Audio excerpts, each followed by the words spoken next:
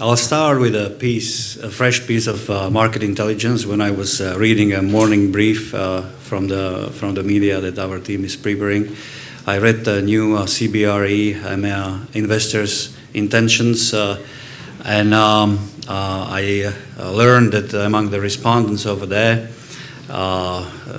we have again increased investments in alternative asset classes, and so the exposure is 72% of the investment managers, and out of those asset classes, student housing is the number one. So 53% of the investment managers target this alternative asset class. So my role is to give some data and update about this asset class. That will slightly overlap to micro-living and slightly to residential. And we have 18 short slides that will probably inform or provide some foundation for a later panel discussion. A bit about us. So we are a market research firm only. We don't do anything more like transactions. We produce unbiased data, predominantly primary bespoke data from the field and from the street level for student housing and micro-living. We are a member of independent organizations like UN or SOMAR as a research association, so we try to stay independent and MiFID II friendly, as many of you probably know the new regulation. Some of our clients over there, but we mostly work for investment managers and pension funds. So let me start with the overall student housing engagement. So we have now hundreds and premium brands and investors, investment managers involved. Some of those you can see over here. So this makes the asset class very liquid and attractive, and I would say even historical moment when it comes to the yield rates.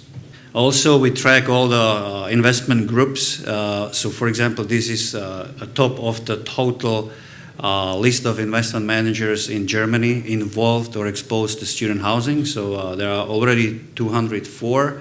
That's an example from Germany. Obviously, there are other countries as well that we measure. And that says a lot about the exposure and the overall involvement in asset class and its nearby future. We also monitor operators. So these are some examples over here. So as you can see that the asset class developed independent operators. So there are investors, developers, and operators, and it's pretty standardized now. In last 11 years, the transactions grew tenfold per annum, so from 720 million to 6.9 billion. From the demand point of view, the student housing asset class is dependent on mobile students, be it domestically mobile or internationally mobile. Obviously, the private stock is often and predominantly focusing on internationally mobile students, as the kids are coming from the well-off families and they have A, deeper packets, and B, more need for structured accommodation as they are from far away. So the demand for studying abroad is constantly increasing, as you can see. Not only that growth is resilient to economic downturns. That's the safety net of this asset class. And when you look at 2008 or 9 or 12, you don't see similar downturns as the economics.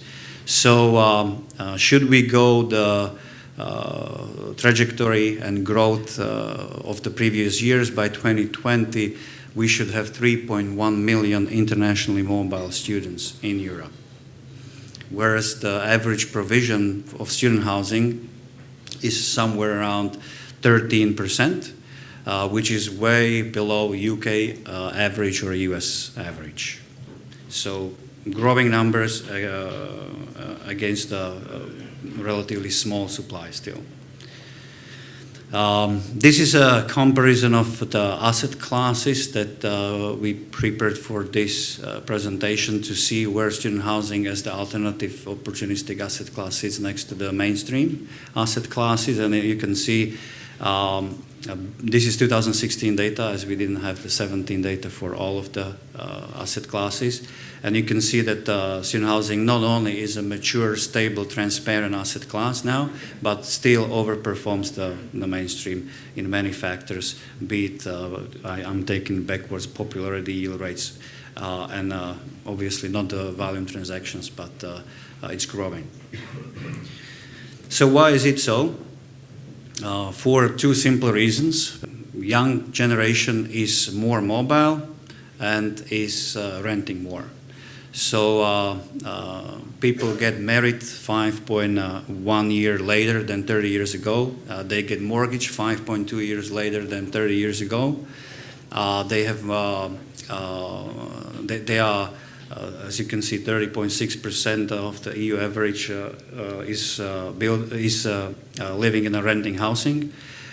This brings high occupancy rates, as you can see. So these two drivers, the generation rent and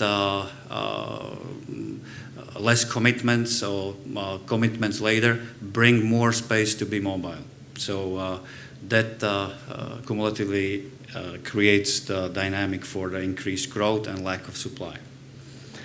So these are the selection of opportunities by countries.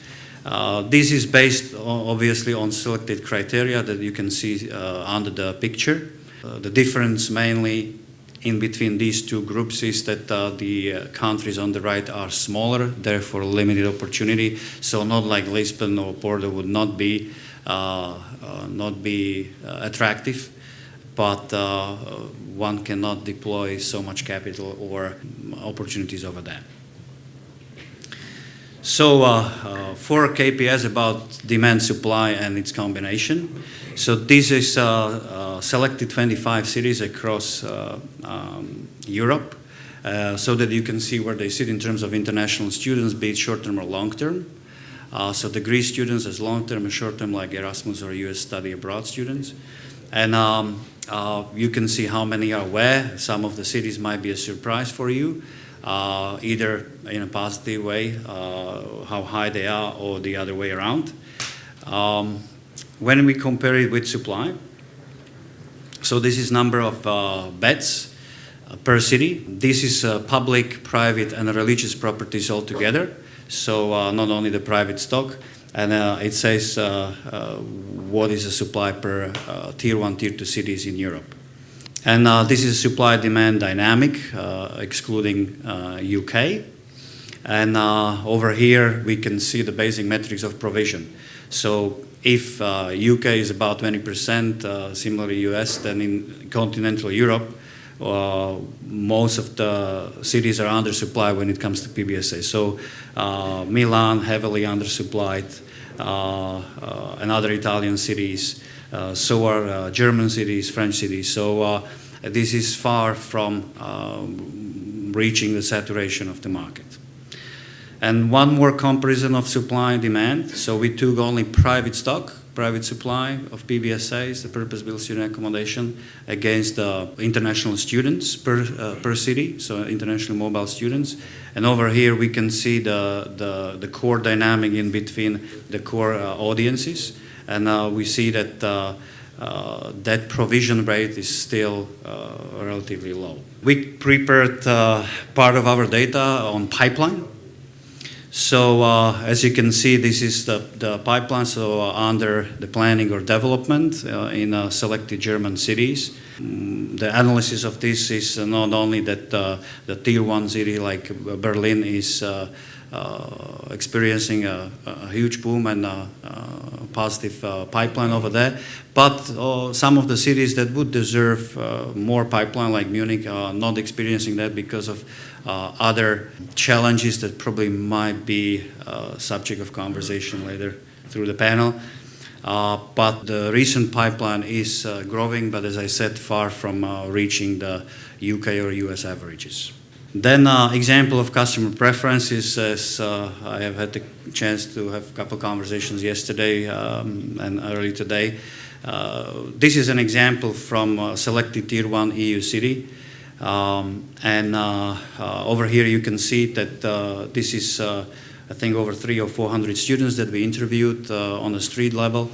And as we can see, that what matters to students is primarily the common premises, so common areas and community more than location, also distance to city center or distance to a university, which are second and third. But what this want to say that when you look at the room equipment, it's only 5.5% of the respondents, student respondents, that they consider this as the most important thing. So it's not necessarily the room, it's much more the community spaces, so premises. As we are, as Richard mentioned, like at the beginning 16 people, there are now probably 100 people in the room. And the asset class grew tenfold probably in 7-8 years. Over here we can see that the private stock usually has.